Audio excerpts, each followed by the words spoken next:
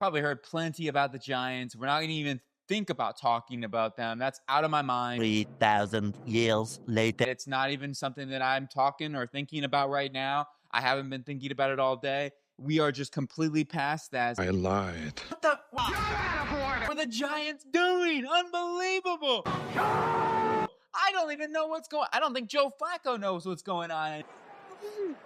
He said, wait a second. Oh, that's perfect. Like, what? What's cooling? What's going on? I hope you guys are having an amazing day. Oh, what a crazy week it was.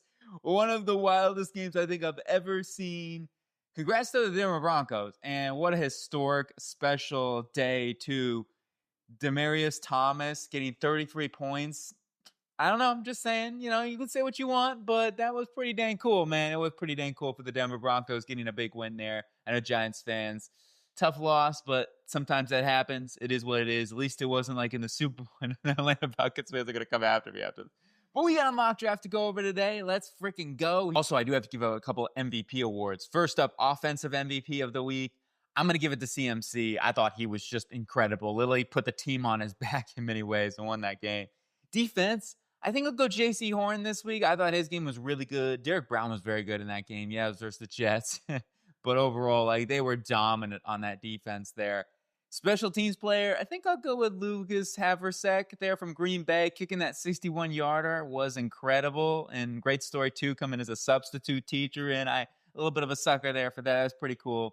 So those are my MVPs of the week. Let me know who your MVP... Oh, so far, of course, you got 2 big games coming on tonight. I'm really excited about those. But now it's time to get to the Jets here at number 1 overall. And for the Jets, you got to take a quarterback, right? I mean, Tyrod Taylor's not looking terrible, but ultimately, wide receivers a big need too for us, clearly. I am taking a quarterback. I'm going for Nando Mendoza. I thought he had a monster week. Yeah, versus Michigan State, which that Michigan State defensive line can't get any pressure. And Mendoza had all day to throw, so there was that. But I thought he played really well, had that great deep ball over the middle of the field, some good out throws. Mendoza just looks like a day one starter that the Jets hopefully can find a quarterback that can stick around longer than 2 or 3 seasons. I think Mendoza gives us the highest probability of that. I don't think Mendoza has the highest upside or anything like that, but that's okay. I would love Chad Pennington. I would love a Chad Pennington. I think Mendoza has some of those traits and hopefully can be that guy. On to number 2 here, Tennessee. Where to begin? Music City. This was one where the defense just couldn't stop Drake May in that offense, and there's a lot of things to talk about. Their secondary needs to be overhauled. I think the pass rush is still something that we can address right away with the draft and everything, looking at the order. Rueben Bain's here, and he's the bane of existence for offensive tackles in college football right now. It's just too easy of a pick. Even though Tyson would be really good too, I think Bain is somebody I just have to take here. And then, especially with the wide receiver class, I think we can go out and get a Jeremy Bernard in the second or a Chris Bell or even trade back in the first round a little bit, possibly. There's many things that they could do to find a receiver still. The edge class, while it's still pretty solid, I think that gets a little bit tougher as you go along, even though Tyson is a heck of a football player. He may not go very far beyond this. Actually, for the Saints, I'm thinking about taking Tyson here, and that's probably what we're going to do, go get another playmaker, even though quarterback is something that would be on my mind here. It really would be. Spencer Rattler, I love Spencer Rattler, I really do. It's probably worst week of the season. Not terrible or nothing. You still think he's playing better than a lot of quarterbacks out in the NFL right now. And he didn't do him any favors as some of the receivers were dropping passes and stuff like that. They maybe need a more consistent run game. Kamara is solid still. However, they could use somebody there for the long haul. I'm going Tyson, though, to add another playmaker in here. Olave, Shaheed's a free agent. Olave could be traded. I think Tyson is one of the best players in this draft. So that's just a BPA approach. We'll see about quarterback. Once again, that's something I have to continue to watch out for. As if you're picking a number 3, then you might say to yourself, okay, we got to take a quarterback. But Rattler is not terrible. I really don't think so. And continue to improve this football team. Offensive defense especially needs some more help too. On it to the Raiders here at number 4. And where do we go with this Raiders team? If we talk about quarterback here, like Geno Smith, it's not all on Geno. They need a wide receiver really, really bad. They need defense really bad. Like the Chiefs were just dominant all week. They just had, it was like all game. They had no stop for them. They literally could not do anything to help or get pressure on Mahomes, who was just making him look silly. I felt like their cornerback room was getting destroyed all game long. Their linebacking room was just having so much trouble reading and reacting to Mahomes. And Raji Rice coming back was huge for the Chiefs. So there's that. I think there's so many different ways we could look at for this Raiders team. I am going to go ahead and take a wide receiver. I'm going Makai Lemon, and we're going to take him from USC. Need another playmaker in this offense. Need a lot of help. Maybe we should trade down. That's really something that would be really considering too, especially, if there's a team that would be like, hey, maybe you get a quarterback hungry team that says we want to move up in front of the Dolphins or the Browns. That's very much a possibility too, but I'm just taking Makai Lemon. Let's get him more help for whatever quarterback, even though Geno Smith has not been playing good right now. It's not all on him. The offensive line, too, is not doing him a whole ton of favors either. Miami at number 5. Whoa, another team where things could get a little spicy. Both wide receivers are off the board. Offensive line is still a top thing that this team could really look at. And that is the route that I'm going to go here, even though defense is also kind of a need. Peter Woods would be an interesting one since they run defense. I'm going to give Kenny Grant the benefit of the doubt, same to Jordan Phillips, Zeke Biggers, as those guys get get older. I don't think you can get younger. Maybe. I don't know. Maybe they found youth on their side. I think they need to go stronger. They'll get better with that regard. I'm not going to take a cornerback here, so I'm going to go ahead and take offensive line. I'm going to go with Francis Maui-Noa, the right tackle from Miami. Whether he plays guard, plays tackle, I don't care. I think he's the best offensive lineman in football right now and would be a day one impact for this Dolphins team to make sure you protect Tua Tagovailoa. And ultimately, this offense is going to have to lean on a better offensive line, better trench play overall. That's the big thing with this Dolphins team. And then we go on to the Browns here at number 6. I am actually going to avoid quarterback this week for right now. Okay, maybe I'll take it at the other pick because at 16, maybe I feel a little more comfortable taking a quarterback there. We're going to go take a Fanu and the right tackle from Utah, a very athletic specimen of beastliness, and going to help out this offensive line as well. They need help. Spencer Fanu, whether you move him over to left tackle or keep him at right tackle, Conklin's injuries, DeJuan Jones injuries, you name it. Lucas is a solid swing tackle. They need help. They need help bad. Dylan Gabriel was efficient this week. Still not the explosive plays. Their defense really helped them out, and their explosive. Judkins also was pretty dang good. Had some nice plays. But if you have Fancy Fanu, right? We're going to call him that. Fancy Fanu is his name. That sounds like a cat food. But he will help out Judkins even more, opening up more lanes. On to the Cardinals, number 7. Cardinals are another very fascinating team that blows a lot of leads at the end of games. And could the quarterback conversation be in play right here? I'm just going to say that right now. Kyler Murray. Jacoby Brissett has been playing really good. Really has. So, I mean, there's something to think about there. 2 offensive linemen off the board. Do I take Caden Proctor here? It's a little early for me with Caden Proctor. He doesn't have any right tackle experience that I know of either. So there's that. They could use a guard really bad too. I'm not going to take a guard here, number 7. So I'm going to going a different route here. I'm going to go with a wide receiver. As much as I'm still kind of teetering the quarterback situation, we're going to go Carnell Tate, the wide receiver from Ohio State. We're going back to the Ohio State University, and Carnell Tate can be that outside guy, has some good surprising vertical speed, actually. All right, he definitely can get by some DBs and help them out, give him the T. Higgins to, I don't know, I mean, even though Marvin Harrison's not really a Jamar Chase type, but you get yourself that 1-2 punch with Carnell Tate and Marvin Harrison Jr. Need help in the wide receiving room. On it to the Giants here, number 8. Oh, how we got to be great. I don't know what to do, Giants. Coaching staff in trouble after this one. I know that Dable said no changes. He might get changed here in a little bit. Got to be careful, Dable. Come on, that seats a lot, even though Scattaboo has helped you out a lot with Jackson Dart. Jackson Dart did look really good. But ultimately, what I'm going to do here is I'm going to go take one of the best players in college football right now. His name is Arvell Reese. He could be a top 3 player in this draft class. I can't pass up on Arvell Reese. That guy can bull rush tackles with the best of them in this class. Like, there are edge rushers, legit edge rushers, that do not have as good of a bull rush as Arvell Reese does. He's got so much power. And he's got good length, too. I don't see where a team couldn't say, hey, we're going to make him a full-time edge rusher. Now, for the Giants, he would be more of a linebacker, and that's fine. Like, they need a linebacker, too, and Micah McFadden being a free agent. Bobby Okereke going to last year of his contract could be a cap casualty if they so chose to do that. Arvell Reese, he's just such a big impact that this team can continue to build that defense, even though it's not their biggest need. It's just something where I say it's best player available. On to the Vikings here at number 9. Skull. Well, I'm going to go at an explosive playmaker. Even though they've got some explosive playmakers in Addison and Jettas, I'm going to add an explosive running back.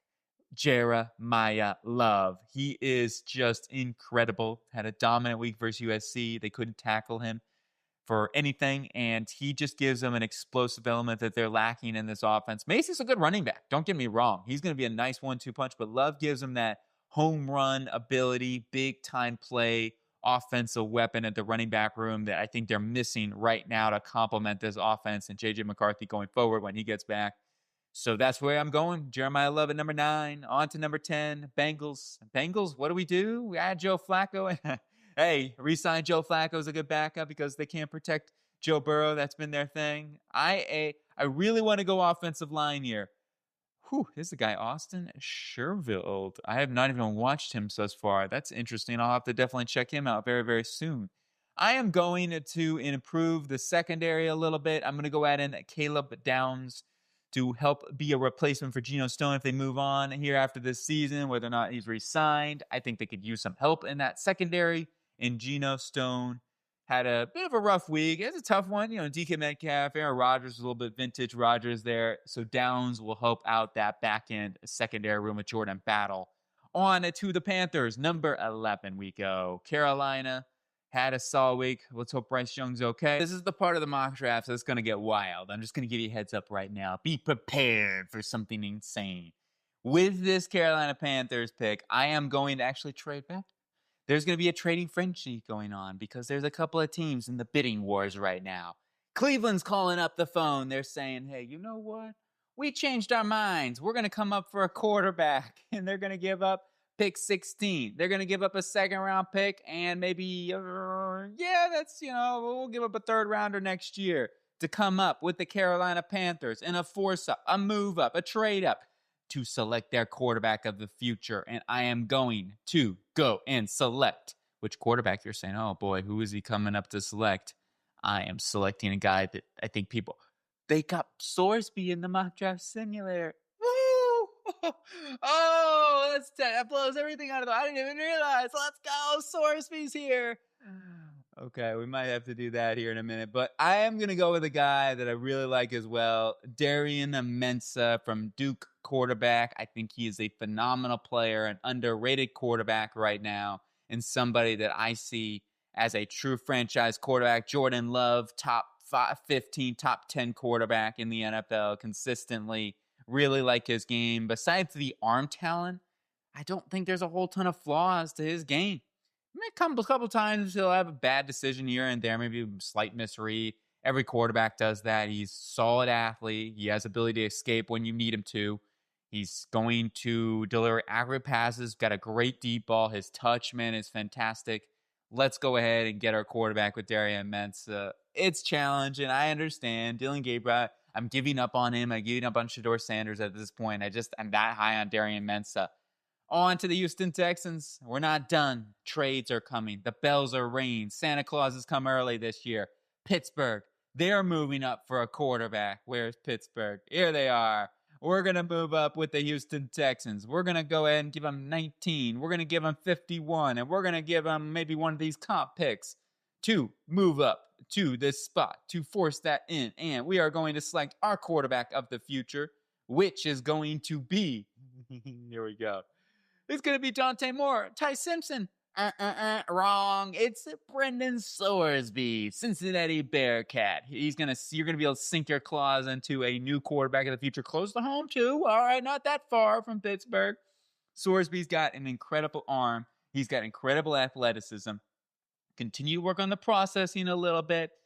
I think his tools are top 5 level in the NFL. Right when he gets there, that guy has the traits to win. I think he's got the mentality to win and somebody that I think this team can build around to be the franchise quarterback. Love Sorsby. Really do. I think he should be started to talk about soon, and he's going to. On to the Rams here at number 13. Yeah, we're gonna keep the trend rolling. The quarterbacks are flying, and at this range, things start to, I think, makes sense to get quarterbacks. And that's why we're going to go ahead and take the quarterback here. I'm going to go get Dante Moore from Oregon. He'll be the understudy for Matthew Stafford for a season or two. And then you got yourself that guy, Dante Moore. On to the Ravens. They're like, thank you. Appreciate it. We've already got a quarterback. That needs one player just dropped to us, Peter Woods, that we're going to run to the table and select, and they get away with it. DeCosta's like, yes, let's go, baby. We just won the draft. They get themselves a blue chip player and Peter Woods at 14. That is kind of crazy, actually. They didn't go Peter Woods with one of these other teams, but hey, that's how it goes. Mock drafts are crazy, right? Now they're crazy. On to number 15, the Commanders. They need defense. Oh, they need defensive help. Hey, they could use a wide receiver too, possibly with the amount of injuries that they've gotten there, but I think I'm going to go defense. I'm going to get a cornerback. Ooh, oh, man, this is tough. Mansour Delane's having a heck of a season. Jerron McCoy, I mean, know how talented he is. Let's go with Delane here. Mansour Delane, the Frenchman. No, I don't think he's French, but he's got the little French name X going there and going to help out that secondary. I think Marshawn Lattimore at this point may have to move on. On to the Carolina Panthers. And we're going to take... Actually, I think BPA at this point is probably going... Ooh, Keldrick Folk is on the board. Jamon McCoy. Sorry, I got something in my nose. I don't know what was going on there. Some fluid air. I'm like, oh, jeez. But I think I have at least one time a video. I feel like something flies into my nose. But this time it didn't go. It went even crazier. It went deep time. I was like, woo! It was hitting me something. And I'm going to go ahead and take Keldrick Folk here, the pass rusher from Auburn, to be that 1-2 punch with Nick Scordon. Actually, you know what?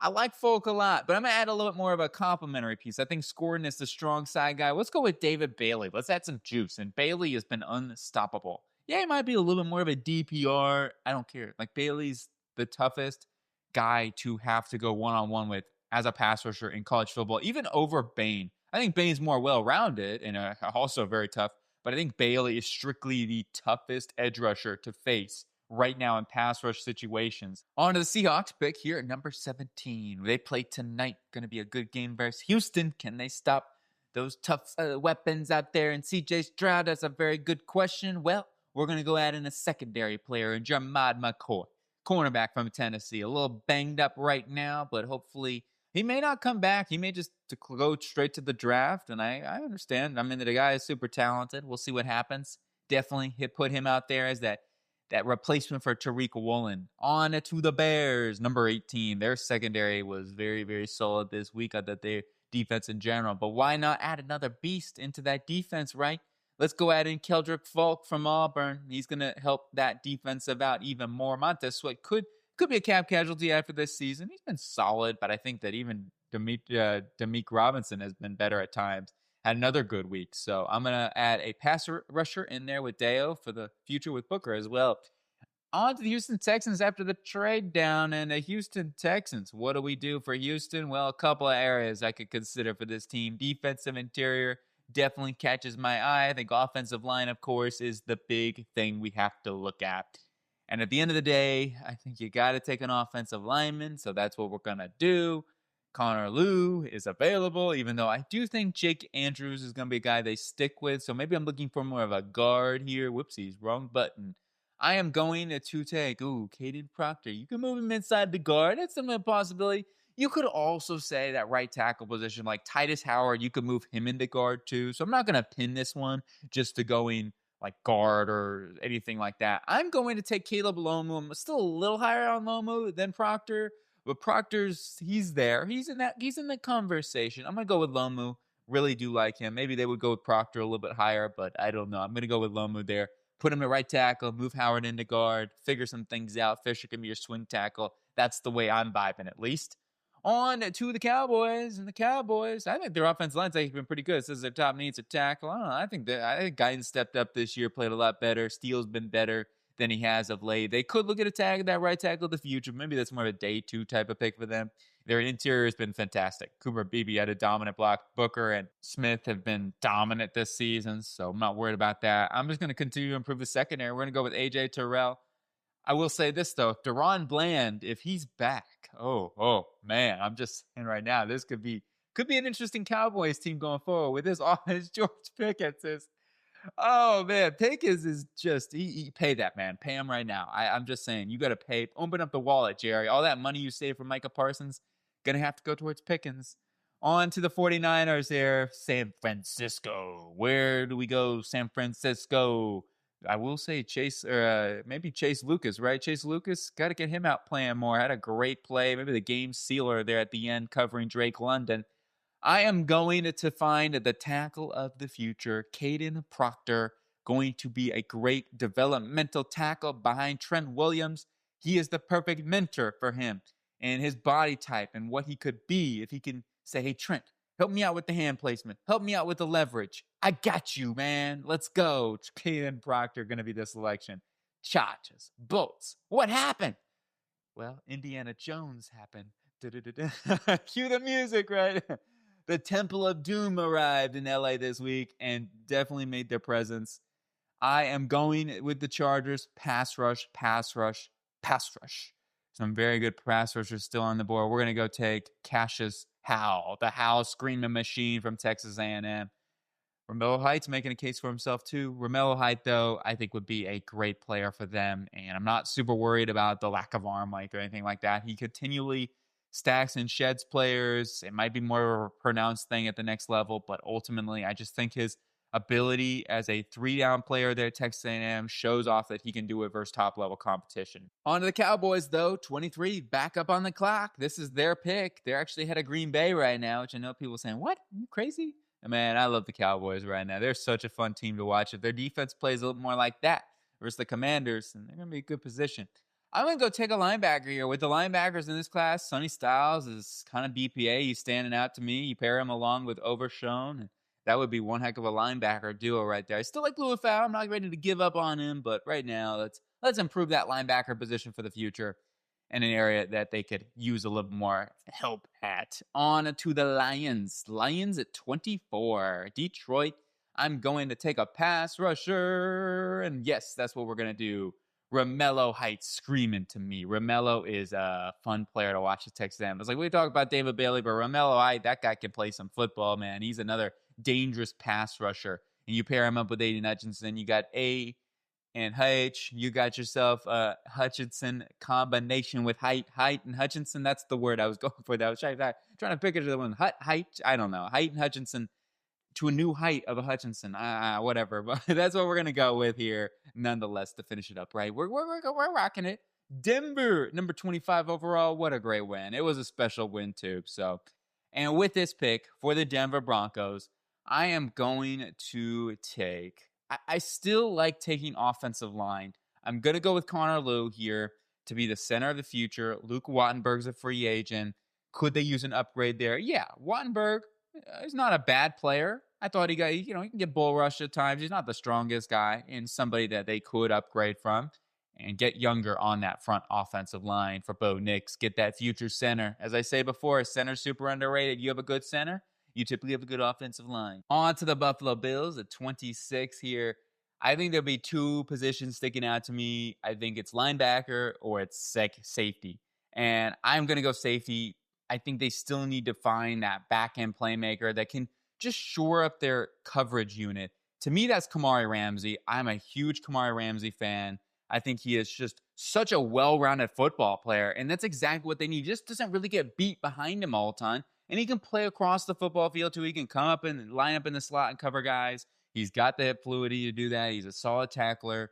Very, very good eyes in the football. And then on to the Eagles here at number 27. And Eagles are a team where it's very interesting to draft for because I think edge rusher is still going to be something that they really are going to look at this offseason going into the draft. The only thing is here, when I look at the edge rushers currently available, I don't know if there is their type of guy currently on the board that they would be looking at to fit their scheme, at least where the value is right now. And I feel like a guy like Kenyon Sadiq's probably better. Also cornerback is something to really consider. Guys like Keith Abney or Will Lee or even like Jermaine Matthews down here is a guy I really like who could end up going here. That's another interesting fit because they're still looking for that third corner. Maybe they sign a corner free agency just because they got two young guys on rookie contracts and they bring in a veteran corner. I think that's very possible too. We'll experiment with different things. I'm going to go ahead and take Kenyon Sadiq, though, saying that maybe they don't pay Dallas Goedert since they're paying a lot of, other players on their offense and stuff. So let's go draft Kenyon Sadiq here, kind of BPA at this point. Sadiq's a heck of a football player and a yak machine for this team. And also, he can block better than what you think he could for a guy his size. He's actually a pretty dang good blocker. He makes some big-time ones, so I'll say that. New England at number 28. Whew, geez, New England, what a way they have come and what a team they look like right now. Drake May is the franchise quarterback. Let's just put it that way. And New England, as a Jets fan, they have their franchise quarterback, so it is what it is. We're moving on to their dynasty now. With this pick, I'm actually going to go in a different route this week. I don't go edge rusher a lot, but I also think a sneaky need for them could be adding a slot corner. And you say, well, do you need to spend a first-round pick on a slot corner? Probably not. It's really not. But Jermaine Matthews could also be their outside cornerback of the future too. So that's where I'm going. I gave it the spoiler away. I really like Jermaine Matthews. The more I watch that Buckeyes defense, I feel like he's their best secondary player. The thing about Igwinosin, he is a fun player to watch when it comes to like at the line of scrimmage because they'll just press the living crap out of dudes. But Matthews can do that while also reading and reacting and also playing the football. Matthews is a really good football player. He's been playing a lot in the slot lately, but he's played on the outside, and I don't see why he can't play on the outside. He has the length to play on the outside. He has the athleticism to play on the outside. But you could put him in the slot right away for Marcus Jones because I think Jones could end up getting paid outside in free agency this year. And Matthews could be a day one starter for them and be that long-term pairing with Gonzalez on the outside. So, yeah, that's kind of where I'm going there. A little change up, not their biggest need, but you never know what happens, right? Vrabel says, let's go and get another secondary guy into this defense. Even though I do think pass rusher, I'll highlight, I felt like that Chason had his best week maybe of his career and was really, really good versus that Tennessee defensive line. On to the Bucs, 29, and the Tampa Bay Buccaneers. I'm going to go ahead and take the linebacker of the future. And this is tough shoes to fill. Can you fill Levante David's shoes? CJ Allen, you got a lot to fill, but I'm going to go ahead and take him here to be the linebacker there for them. On to the Colts at number 30, Indianapolis, continuing to ride high. I'm going to take a look and improve this. We go linebacker, but with CJ Allen off the board, I'm going to go offensive tackle, right tackle of the future. I'm going to go take Trevor Gooseby. Wrong. Isaiah World. Wrong. I'm going to go take, Drew Bowers are going, but I'm going to go take Drew Shelton. He is somebody that I think is super underrated right now in this draft class. I think his hand placement is good, or his hand technique is really, really good, should I say. And I think he's got really good athleticism. Put him over at right tackle there and definitely feel good about that. And on to the Rams at number 31 overall. Where? Oh, we got a quarterback at their first pick, Dante Moore. After that huge quarterback run and maybe some surprisers out here, I am going to trade here. Oh, they saw a lot of trades in front of them, so they say, you know what, we want to get in some action.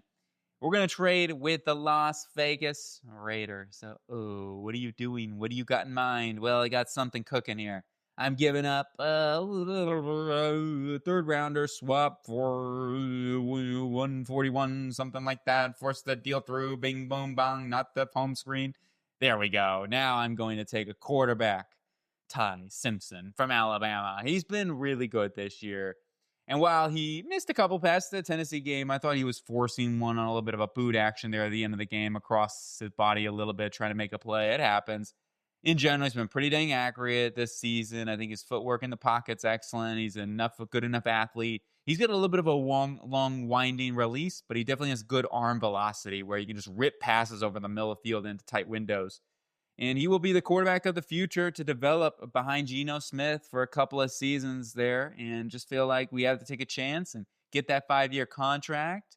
So that's the route we're going for the Raiders. On to the Chiefs, finishing up the mock draft. I would love to get a running back here. I don't know if I'm going to take any running back at this point. Even Jadarian Price is a monster. I mean, Justice Haynes, I still love Jonah Coleman. I think Trey Wisner is a great running back. I'm not going to take anybody here at this point. So, a different route. Chris Bell's still available, too. I will say maybe there's a team willing to trade back him into the first round here. I'm going to go ahead and just take an edge rusher. I'm going to go with L.T. Overton from Alabama. I think he is a fantastic football player. And it's going to be a little overlooked because of athleticism sort of things. He could even transition to the inside full-time for this football team. But I think you got Omar Norman-Lott. I see him as a Spags type of edge rusher. So powerful, can set the edge in the run game and set the tone there. But also as a pass rusher, he still has a lot there that I think that maybe people aren't going to give him credit for. He does bring some pressure consistently, and he's just so violent with his hands. He's got extremely violent hands. So that's the mock draft. Agree or disagree? Let me know what you think. Where did I screw up for your football team? Oh, man, I love these quarterbacks so much. Mensah and Sorsby. Honestly, I would consider taking them over Mendoza. I just think Mendoza's got the highest floor in this draft class. And for the Jets, it's like, okay, we've tried, and, we need a good quarterback that can come in day one and be a starter and a franchise guy for us. Hopefully he can be our Chad Pennington, Jared Goff player. Anyway, I hope you guys have a really good day. Let me know what you think, agree or disagree, and we'll be back with 2 round Tuesday.